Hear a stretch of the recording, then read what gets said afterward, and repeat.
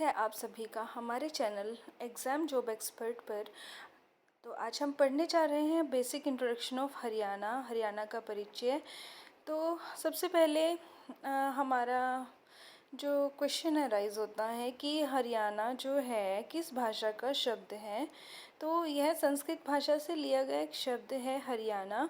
और हरियाणा जो है संस्कृत के दो शब्दों को मिला के बना है, हरि जमा अयाना या अरण्य। ठीक है। तो अयाना जो है, अयाना का मतलब होता है निवास, जहाँ पे हम रहते हैं उसे बोलते हैं रहने का स्थान अयाना को। और किसके रहने के स्थान है, जो इसके आगे जुड़ा हुआ शब्द है हरि। हरि से हमारा तात्पर्य है विष्णु। और विष्णु ने को हमने किसका दर्जा दे रखा है, भगवान का। तो हम कह सकते हैं कि ये क्या है, जो हरियाणा है हरि की भूमि है, विष्णु भगवान का निवास स्थान है। तो दूसरा जो है, हम इसे और क्या कहते हैं, हरियाणा भी कहते हैं। हरियाणा भी किस भाषा का शब्द है, तो ये भी एक संस्कृत भाषा का शब्द है, जो कि किसको मिला के बना है, हर जमा अयाना। ठीक है, ये संस्कृत भाषा के दो शब्द हैं जिनको मिला के हरियाणा बना है। अब वहाँ पे हरि है और यहाँ पर हर है। हर से हमारा तात्पर्य यहाँ शिव भगवान से है।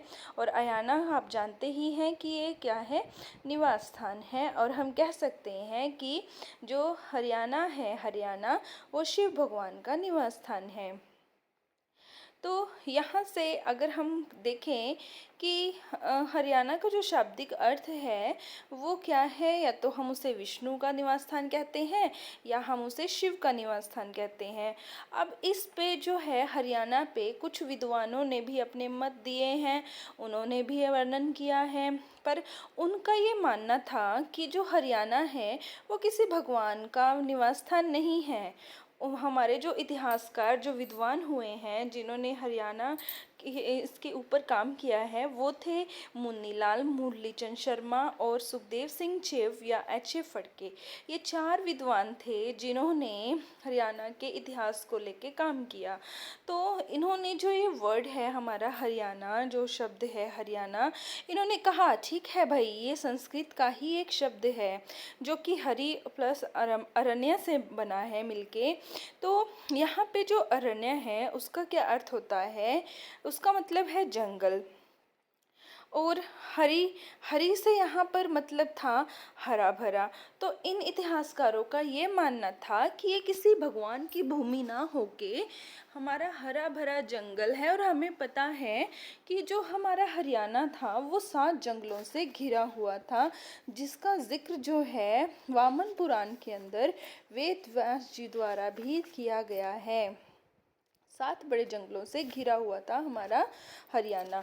तो आपसे क्वेश्चन वो पूछ सकते हैं कि ये जो इतिहासकार थे, इन्होंने वो कौन से इतिहासकार थे जिन्होंने हरियाणा को हरा भरा जंगल कहा, इनमें से किसी का नाम पूछ सकते हैं।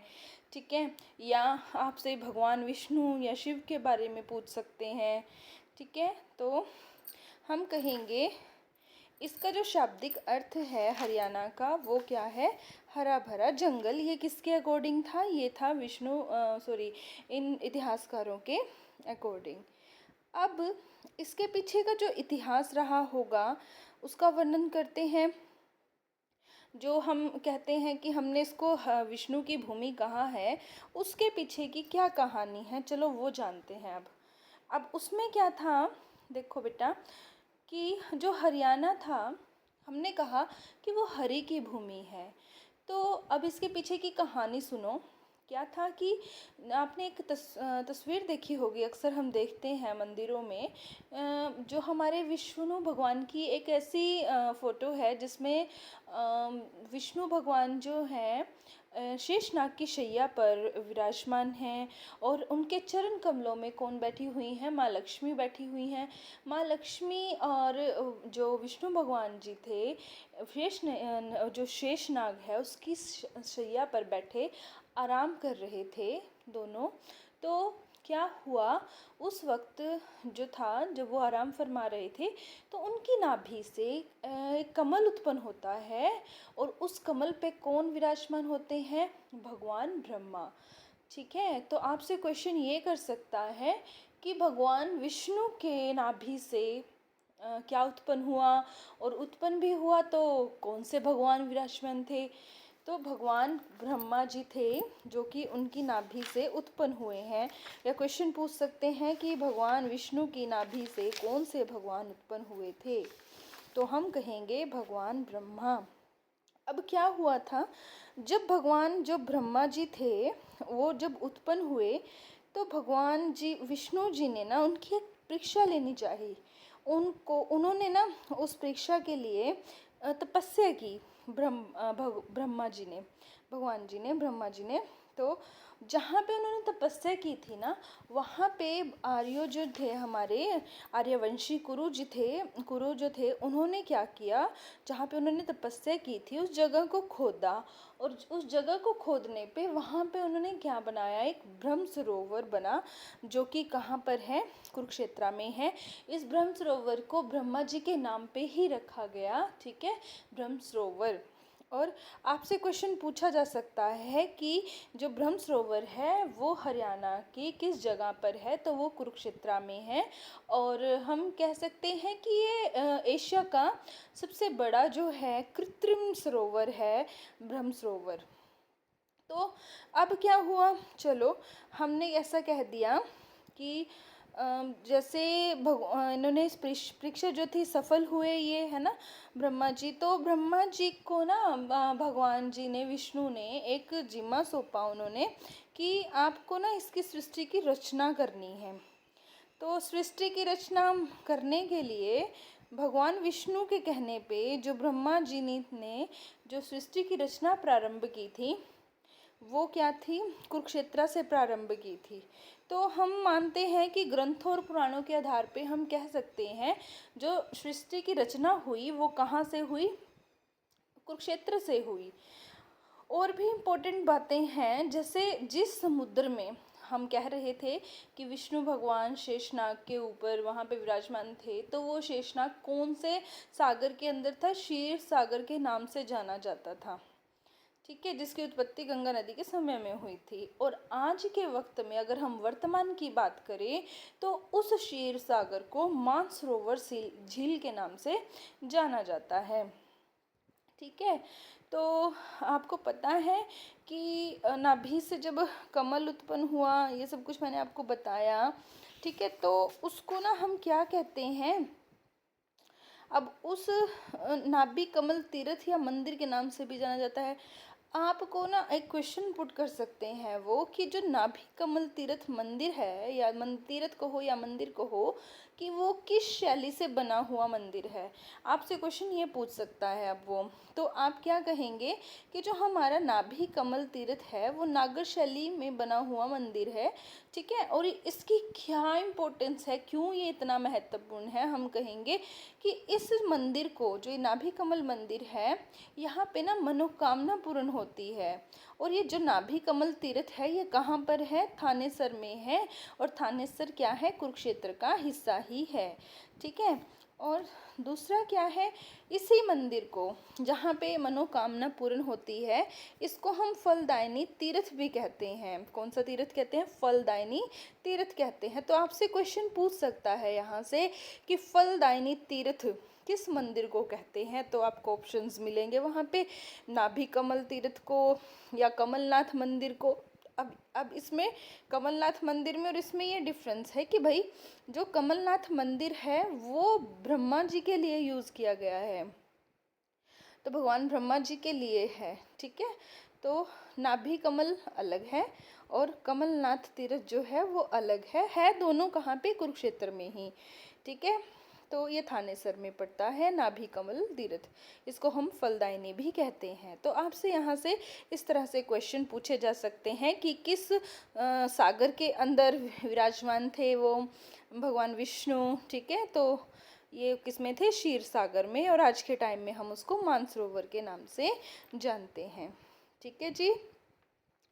अब हम चलते हैं नेक्स्ट, हमारा जो है, और क्या कह सकते हैं हम इसके बारे में, कि ओवरऑल अगर देखा जाए तो जो उत्पत्ति हुई है इस सृष्टि की, वो कहाँ से हुई है? हमारे हरियाणा से हुई है। ठीक है, हरियाणा से हुई है। तो इसके पीछे जो जिम्मेवार हैं वो हमारे भगवान विष्णु हैं, इसीलिए उनको हमारे यहाँ पर इतनी महत्वता दी गई है विष्णु जी को। हरियाणा तो हरि का, इसके पीछे की यही कहानी है। हरि हरि आपको एक और बात बताते हैं कि जो ग्रंथों में इनको 108 नामों से भी जाना जाता है हमारे विष्णु भगवान जी को, जिसमें से हरि एक एक जो उनका नाम है वो लिया गया है, जिसके आधार पे हरियाणा का नाम रखा गया था। ठीक है, और जो वो हम मूर्ति की बात कर रहे थे, तो वो मूर्ति जो है सोनीपत के फिजलापुर वहाँ से भगवान विष्णु जी की मूर्ति प्राप्त हुई थी। ठीक है, और दूसरा है, अब हम आगे चलते हैं। तो ये तो रही थी कहानी की हरियाणा की उत्पत्ति, हरियाणा का नाम कैसे पड़ा, और हरियाणा में और किस किस भगवान को लेके बातें हैं या इतिहासकारों ने क्या कहा। ठीक है, ये सारा था हरियाणा के नाम के पीछे की कहानी। अब चलते हैं हम हरियाणा के गठन की तरफ। ठीक है, हरियाणा का जो गठन है वो हुआ 1 नवंबर 1966 को। ठीक है, तो आपसे ये पूछ सकता है, ये क्वेश्चन अराइज हो सकता है कि हरियाणा का गठन कब हुआ, ये हरियाणा जो है अस्तित्व में कब आया। तो हम कहेंगे कि 1 नवंबर 1966 को हरियाणा जो है एक राज्य के रूप में अस्तित्व में आया। ठीक है, अब ऐसा नहीं था कि केवल हरियाणा ही 1 नवंबर 1966 को बना था, और भी राज्य थे जो अस्तित्व में आए थे, जिनको 1 नवंबर को ही सेलिब्रेट किया जाता है। मैं उनके नाम बताती हूँ। वो थे राज्य आंध्र प्रदेश, तमिलनाडु, कर्नाटक, मध्य प्रदेश और छत्तीसगढ़। ठीक है, ये राज्य थे। कौन कौन से राज्य थे? आंध्र प्रदेश, तमिलनाडु, कर्नाटक, मध्य प्रदेश और छत्तीसगढ़। ये भी वो राज्य हैं जो 1 नवंबर 1966 को अस्तित्व में आए थे। अब बात आती है कि हमारे हरियाणा राज्य के बारे में। तो अगर हमसे कोई पूछे कि कौन सा राज्य बना था, तो हम कहेंगे 17वां राज्य। ठीक है, तो ये 17वां राज्य बना था हरियाणा 1 नवंबर 1966 को। अब उससे पहले क्या था? अब आपसे ये भी पूछ सकता है कि 17वें राज्य तो था ही, हरियाणा बना था, तो इसका मतलब 16वां कौन सा राज्य था, वो पूछ सकता है। तो 16वां राज्य था आपका नागालैंड। ठीक है, या उससे अगला पूछ सकता है 18वां राज्य, तो वो कौन सा था? हिमाचल प्रदेश। ठीक है जी। अब जो आपसे ये भी पूछ सकता है कि नागालैंड जो है वो किस सन में बना था, तो हम कहेंगे 1963 में जो है आपका जो 16वां राज्य था नागालैंड वो बना था, और 1971 में जो है आपका हिमाचल प्रदेश बना था। हिमाचल प्रदेश राज्य बनने से पहले एक केंद्र शासित प्रदेश हुआ करता था। ठीक है, और दूसरी बात आती है, अब हमसे कोई पूछे कि चलो जो हमें राज्य मिला होगा, तो उस राज्य को राज्य मिलने का मतलब क्या है? हमें ज़मीन मिली है ना, तो ज़मीन मिली तो ज़मीन किसी ना किसी शेप की मिली होगी, आकृति रही होगी उसकी कोई। तो उसकी जो आकृति है, जो हमारे राज्य की आकृति है, मान लो हम घर बनाते हैं है ना, तो घर बनाते हैं वो किसी ना किसी शेप में होता है, या तो वो स्क्वायर में होता है या वो रेक्टेंगल में होता है, कई जगहें क्या ट्रायंगल की शेप में होती हैं। तो ऐसे ही हमें जो हरियाणा की भूमि दी गई, हमें जो हमारा राज्य बनने के बाद 1 नवंबर 1966 को, तो उसकी जो शेप रही थी बेटा, वो रही थी विषमबाहु चतुर्भुज के रूप में। ठीक है, अब यहाँ से भी क्वेश्चन अराइज होगा कि भारत की जो भूमि थी वो किस आकृति की है, वो आप कहोगे विषमबाहु चतुर्भुज की। ठीक है जी। तो अब नेक्स्ट क्वेश्चन जो होता है वो क्या था कि हरियाणा चलो मिला तो है। अब आपको पता है जब भी कोई नया राज्य बनता है वो किसी दूसरे राज्य से कट के ही बनता है। तो हमारा जो हरियाणा था वो बना था पंजाब से कट के, और कौन से पंजाब से कट के बना था? पूर्वी पंजाब से। देखो, जब देश का विभाजन हुआ था 15 अगस्त 1947 को देश का विभाजन हुआ था, जब जैसे ही देश का विभाजन हुआ था साथ के साथ पंजाब का विभाजन हो गया था। अब वो पंजाब जो था बेटा वो भी दो भागों में बटा था, पूर्वी पंजाब और पश्चिमी पंजाब। तो जो पूर्वी पंजाब था वो आया था हमारे भारत के हिस्से, और जो पश्चिमी पंजाब था वो आया था पाकिस्तान के हिस्से। ठीक है बेटा, तो अब हम कह सकते हैं कि हमें जो हरियाणा मिला है वो पूर्वी पंजाब से मिला है। ठीक है, पूर्वी पंजाब से, और इसका पूर्वी क्षेत्र मिला है हमें। ठीक है जी, पूर्वी पंजाब का पूर्वी क्षेत्र मिला है। अगर इसको इसके बारे में बताएं कि जो एरिया है, यही पूछें अगर आपसे, वो चलो हमें देखो, अब भूमि मिली है तो भूमि का कुछ क्षेत्रफल मिला होगा। अगर आपसे क्वेश्चन इस फॉर्म में पूछ लिया जाए कि क्षेत्रफल कितना रहा, तो वो क्या रहा था बेटा, 44,212 किलोमीटर स्क्वायर। अब आपने ऐसे याद नहीं करना, ये हमने क्या नंबर्स के फॉर्म में ऐसे याद करना, जैसे हम फ़ोन नंबर याद करते हैं, 44,212 किलोमीटर स्क्वायर, है ना। या आपसे वर्ग मील में पूछ लें तो 17,070 वर्ग मील, ऐसे याद करना है। क्योंकि अगर आप ऐसे नंबर्स में याद करोगे तो बड़ा मुश्किल हो जाता है। आप ऐसे ऐसे याद करने की ज़रूरत नहीं है, 44,212, ठीक है, भूल जाओगे। आपने सिंपली नंबर्स को ऐसे अपना रिसाइड करना है, 44,212 किलोमीटर स्क्वायर। ठीक है जी, देखो अब ये पंजाब का हिस्सा मिला था हमें, पूरे पंजाब का हिस्सा, कुछ हिस्सा मिला था। ठीक है, गठन के समय पंजाब के कुल क्षेत्रफल का ये मिला था हमें 44,212।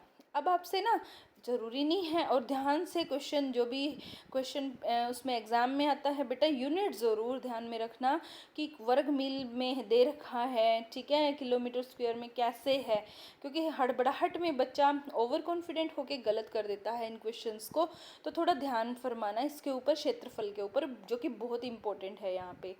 गठन के समय पंजाब का जो कुल क्षेत्रफल, उसने ये कहा, देखो हमें पंजाब से मिला तो हमें कितना परसेंट मिला था ये पूरे पंजाब का, तो हम कहेंगे 35.18% मिला था, परसेंटेज की फॉर्म में। 100% का हमें 35% मिला था बेटा। ठीक है, और ये 35% किसके इक्वल है, 44,212 किलोमीटर स्क्वायर के। ठीक है, अब देखो ये तो बात रही पंजाब के बारे में। अब हम बात कहें कि हेक्टेयर में पूछ ले अगर आपसे, आपको पता है सबको कि एक हेक्टेयर में बेटा 2.5 एकड़ आते हैं, मतलब 2.5 किले। ठीक है, तो और अगर हम कहें इसकी बात, जो हमारा 44,212 है, अगर हम इसको हेक्टेयर में कन्वर्ट करें तो ये कितना रहेगा, 4.42 मिलियन हेक्टेयर, 4.42 मिलियन हेक्टेयर। ठीक है, और अगर आपसे पूछ लिया जाए कि जो हरियाणा है, हरियाणा का जो एरिया है किसी देश के एरिया के बराबर है, तो वो जो देश है वो कौन सा है, डेनमार्क देश है। मतलब लगभग है, एग्जैक्ट नहीं है। कभी आप सोचो कि उनका भी 44,212 ही है, नहीं, ऐसा नहीं है। ठीक है, तो मतलब लगभग है, लमसम कहें अगर हम तो लगभग है, प्रॉपर नहीं है उसके जितना, मतलब हम कह सकते हैं कि डेनमार्क के जितना है हरियाणा का क्षेत्रफल। ठीक है जी, तो हम कहेंगे, हमसे पूछा जा सकता है क्वेश्चन कि जो हरियाणा का क्षेत्रफल है विश्व के किस देश के लगभग समान है, तो हम कहेंगे डेनमार्क के समान है। अब देखो भारत, ये तो हम बताया था हमने पंजाब का कितना था, 35.18 समथिंग था। अगर हमसे पूछ लिया जाए कि भारत के कुल क्षेत्रफल का कितना परसेंट है हरियाणा के पास, तो वो कितना है बेटा, 1.34%। वो कितना है, 1.34%। ठीक है जी, तो अब ये हमने पढ़ा है इसके बारे में। अब देखो नेक्स्ट आता है रैंकिंग की बात आती है, हरियाणा का रैंक। तो हरियाणा का जो रैंक है बच्चे, वो क्या है, आपको पता है कि भारत में जो हैं बच्चे, वो 28 राज्य हैं और 8 केंद्र शासित प्रदेश हैं। ठीक है, तो हमारा जो स्थान आता है वो क्या आता है भारत में। देखो दो तरह से क्वेश्चन पूछा जा सकता है कि भारत में क्या स्थान है और भारत के राज्यों में क्या स्थान है। अब भारत का क्या मतलब है, राज्य और यूटी से मिलके भारत बना है। राज्य कितने हैं, 28 हैं, और यूटी कितने हैं, 8 हैं। ठीक है, अब राज्य क्या होता है, जिसकी खुद की सरकार होती है, और जो आपके पास यूटी होती है, जिनकी खुद की सरकार नहीं होती, जिनके ऊपर सेंट्रल जो सरकार है वो राज करती है। ठीक है बच्चा, अब देखो, आपको ये पता होगा एट प्रेजेंट जो है हमारी यूटीज़ वो कितनी है, 8 है।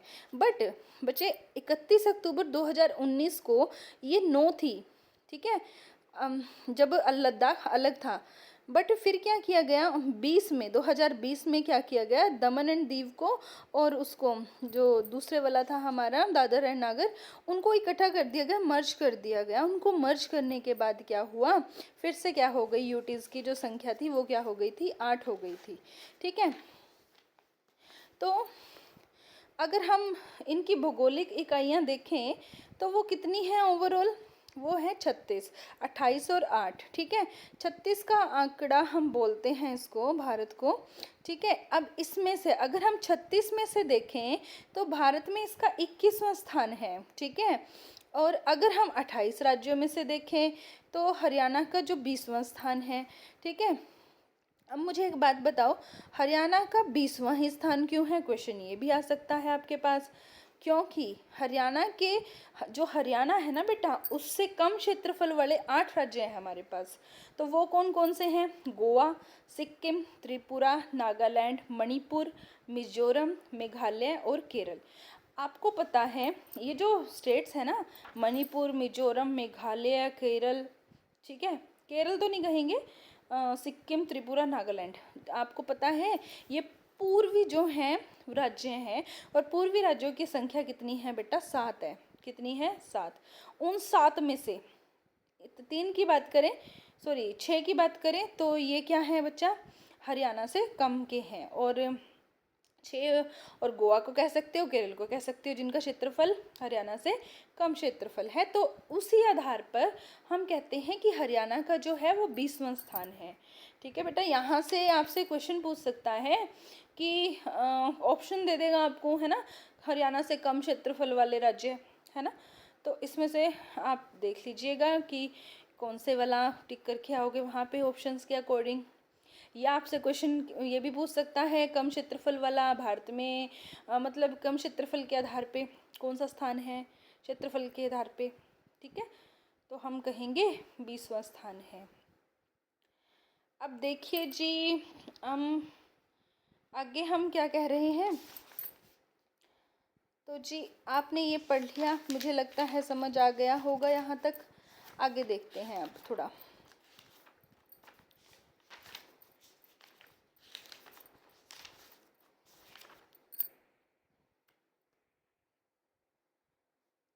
चलिए आगे हम बात करते हैं कि गठन के समय जो थे बच्चा, वो हमारे जो हरियाणा में 7 जिले थे, ठीक है। अब जिले का मुखिया जो होता है, जो प्रशासनिक इकाई होती है, उसको हम बोलते हैं डिवीज़न या मंडल कहें।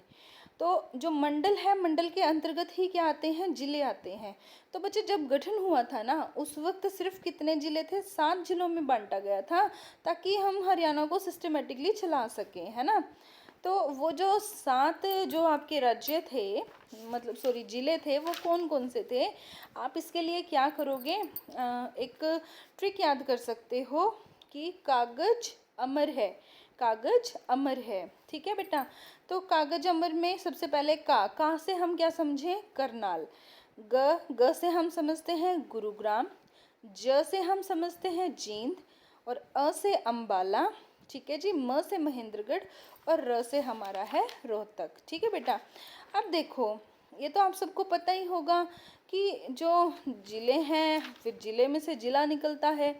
तो आप कह सकते हैं कि जो पानीपत और कुरुक्षेत्र है ना बेटा, वो करनाल से ही अलग हुए हैं, ठीक है। करनाल से कौन कौन अलग हुआ है, पानीपत और कुरुक्षेत्र, पानीपत और कुरुक्षेत्र। अब बात आती है गुरुग्राम की। तो गुरुग्राम से कौन अलग हुआ था, पहले फरीदाबाद अलग हुआ और फिर नूंह अलग हुआ, आपको पता है। फिर आता है हमारा जींद। जींद को हरियाणा का दिल भी कहा जाता है। क्या कहा जाता है, जींद का दिल कहा जाता है इसको। फिर आता है आपका अंबाला। अंबाला से कौन कौन अलग हुए थे, पंचकुला और यमुनानगर, ठीक है, पंचकुला और यमुनानगर। फिर आता है महेंद्रगढ़। महेंद्रगढ़ से अलग हुआ था रेवाड़ी। और रोहतक से अलग हुआ झज्जर, सोनीपत और भिवानी का कुछ हिस्सा, ठीक है जी, ये अलग हुए थे। फिर आता है ह से आता है आपका हिसार। तो 6 जिलों, अब सिर्फ एक जिला था जिसमें से कोई जिला अलग नहीं हुआ। 6 जिलों में से 15 जिले और बनाए गए थे, और जींद एक ऐसा जिला था जिसमें से किसी भी जिले का कोई गठन नहीं किया गया था। ठीक है, अब तक भी नहीं हुआ। और ठीक है, अब आपसे ये पूछेंगे क्वेश्चन, ये यहाँ से अराइज होएगा बेटा कि गठन के समय जो है हरियाणा का सबसे बड़ा जिला कौन सा था, तो वो बेटा हिसार था, जनसंख्या और क्षेत्रफल के आधार पर अगर कहें तो। आपसे ये भी पूछ सकता है कि हिसार का क्षेत्रफल कितना है, तो आप क्या क्या होगे, 13,891 किलोमीटर स्क्वायर। ठीक है, तो इसको आप कैसे याद रखोगे, 13,891, 13,891। ठीक है, ये हिसार का क्षेत्रफल था। तो आपसे देखो, जैसे उसने बड़ा पूछा है ऐसे ही वो छोटा भी पूछ सकता है। कहता है गठन के समय सबसे छोटा जिला कौन सा था। ठीक है, सबसे छोटा जिला, तो सबसे छोटा जिला 27, उसका जो क्षेत्रफल था वो क्या था, 2712 किलोमीटर स्क्वायर। ठीक है, और दूसरा सबसे छोटा कौन सा था, महेंद्रगढ़, 3474 किलोमीटर स्क्वायर इसका था। आपसे ये भी पूछ सकता है दूसरा सबसे बड़ा जिला कौन सा था, करनाल था, जिसका जो है जो एरिया है वो कितना था, 7964 किलोमीटर स्क्वायर। ठीक है, 6964 किलोमीटर स्क्वायर, ऐसे याद रखेंगे आप लोग। ठीक है, तो अब देखिएगा वर्तमान में गठन के समय सबसे छोटा जो जींद था बेटा। ठीक है, गठन के समय सबसे छोटा जिला जो था आपका बेटा जींद था, यहाँ पे ये मेंशन कर लेना एक बार। दूसरा है वर्तमान में सबसे बड़ा जिला जो था, जिला था नहीं है अभी, वर्तमान की बात करें तो वो क्या है, सिरसा, और सबसे छोटा कौन सा है, फरीदाबाद। और दूसरा सबसे बड़ा जिला जो है अभी वर्तमान में वो है हिसार, और सबसे छोटा कौन सा है दूसरा, वो है पंचकुला। तो बेटा ये बहुत इंपॉर्टेंट है, वर्तमान वाले और गठन के समय वाले दोनों में से कहीं से भी क्वेश्चन पुट हो सकता है आपसे। तीसरा बड़ा पूछे अगर तो गुरुग्राम। ठीक है, गुरुग्राम जिला है। और अगर आपसे कौन सा पूछे, रोहतक है चौथा, और पांचवा है आपका अंबाला, और छठा है महेंद्रगढ़, और सातवां है जींद। ठीक है बेटा, जो हमारा सबसे छोटा था वो था जींद। अब देखो बेटा, आपसे प्रथम राज्यपाल पूछ सकता है, धर्मवीर जी थे 1 नवंबर 1966 को। ठीक है, इनका जो टेन्योर था वो था 1 नवंबर 1966 से लेके 14 सितंबर 1967 तक। ठीक है, कहाँ के हैं, बिजनौर से हैं, उत्तर प्रदेश से। फिर प्रथम मुख्यमंत्री जो थे वो थे भगवंत दयाल शर्मा जी। ठीक है, एमएलए भी रहे हैं झज्जर से, पंजाब विधानसभा से। और कहाँ के हैं, बेरी से हैं, झज्जर से हैं। इनका जो टाइम पीरियड था वो कितना था, 1 नवंबर 1966 से लेके 23 मार्च 1967 तक। ठीक है जी, तो आपसे क्वेश्चन पूछ सकता है कि भारत के प्रथम हरियाणा के प्रथम राज्यपाल कौन थे। ठीक है जी, धर्मवीर जी। नेक्स्ट है कि आपका जो है हरियाणा का राजकीय वृक्ष कौन सा है, वो है बेटा पीपल। ठीक है, पीपल की लोग पूजा भी करते हैं, तो बहुत पवित्र माना जाता है इसको। इसके जो साइंटिफिक नेम है वो भी याद कर लीजिएगा, फाइकस रेलिगियोसा। नेक्स्ट है या पवित्र अंजीर से जानते हैं। राजकीय फल कौन सा है, वो है आम, इसका साइंटिफिक नेम भी ज़रूरी है, मैंगीफेरा इंडिका। ठीक है, ज़रूर याद कर लेना बेटा इसको। राजकीय फूल जो है हरियाणा का वो कौन सा है बेटा, कमल का फूल। वो कौन सा है, कमल का फूल। ठीक है, तो ये था हमारा आज का हरियाणा का परिचय, हम यहीं तक पढ़ेंगे। अगला हम नेक्स्ट क्लास में कंटिन्यू करेंगे बच्चे। ठीक है, आप इसको अच्छे से पढ़ लीजिएगा, हम पीडीएफ शेयर कर देंगे आपसे। और आप हमारी, अगर आपको पसंद आई हो वीडियो, लाइक शेयर ज़रूर करना, और जुड़े रहिएगा इस सीरीज़ के साथ। धन्यवाद।